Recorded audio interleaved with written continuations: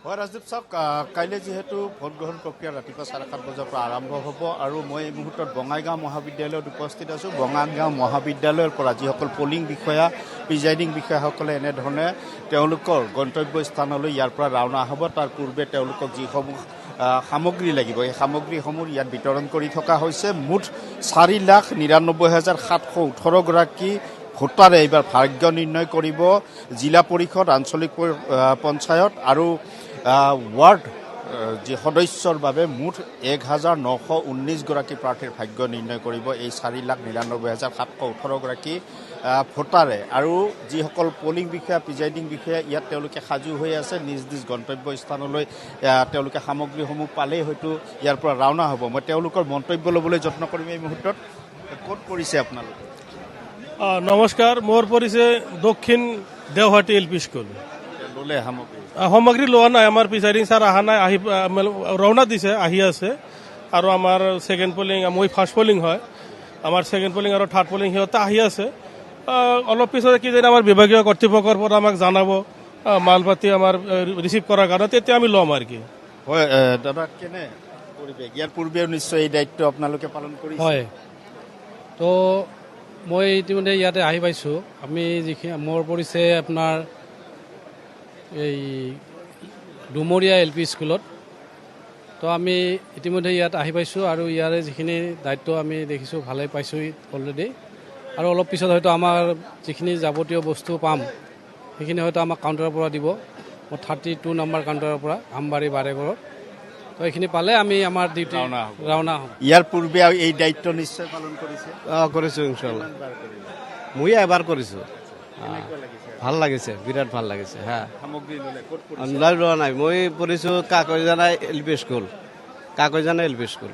হয়, নিশ্চয়কৈ মই ৰাজদীপ মই উল্লেখ কৰিব লাগিব, বঙাইগাঁও জিলাত 12খন জিলা পৰিষদৰ আসনৰ বাবে এইবাৰ যিহেতু প্ৰতিদ্বন্দ্বিতা হৈছে আৰু এখন আসন ইতিমধ্যে বিনা প্ৰতিদ্বন্দ্বিতাৰে বিজয়ী হৈছে এগৰাকী প্ৰাৰ্থীয়ে। মুঠ 11খন জিলা পৰিষদৰ আসনৰ বাবে কাইলৈ ভোটগ্ৰহণ যিহেতু হ'ব আৰু এনেধৰণে পলিং বিষয়া সকল ব্যস্ত, তেওঁলোকে অপেক্ষা কৰিছে। তেওঁলোকৰ যাৱতীয় যিসমূহ সা সামগ্ৰী লাগে তেওঁলোকক এনেধৰণে শাৰী পাতি তেওঁলোকক দি থকা হৈছে আৰু তাৰপিছত ইয়াৰ পৰা তেওঁলোকে নিজ নিজ গন্তব্য স্থানলৈ ৰাওনা হ'ব। দাদা, ক'ত পালে ডিউটি? ক'ত কৰিলে?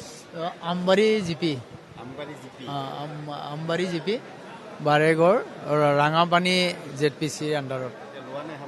লোৱা নাই, মানে দুজন আহিবলৈ বাকী আছে, আহি পাবই আৰু খন্তেক পিছতে আমি লৈ ল'ম। ইয়াৰ আগতে আপোনালোকে এই দায়িত্বটো কৰিছে? নিশ্চয় কৰিছোঁ। বঢ়িয়া, মানে কৰি বহুত ভাল লাগে। তো ইলেকশ্যন ভালেই লাগিছে, তো আমি ডিউটি কৰি ভাল পাইছোঁ। ধন্যবাদ। হয়, নিশ্চয়কৈ। দাদা, কি কয়, ক'ত পৰিছে আপোনালোকে? মই গণতন্ত্ৰৰ উৎসৱ কেনে অংশগ্ৰহণ কৰি কেনে লাগে? বঢ়িয়া, বহুত ভাল লাগিছে। অসুবিধা পাইছে নেকি? নাই, বঢ়িয়া। হয়, এনেধৰণে সকলোৱে ব্যস্ত বৰ্তমান, তেওঁলোকে অপেক্ষা কৰিছে তেওঁলোকৰ যাৱতীয় সামগ্ৰীসমূহ গ্ৰহণ কৰিবৰ বাবে। মই পৰিৱেশটো দেখুৱাইছোঁ। ক'ত পৰিলে আপোনালোকে? মোৰ পৰিছে চক্ৰভূম ZPC আৰু 5 নং চক্ৰভূম LP স্কুল। কেনে লাগে এই?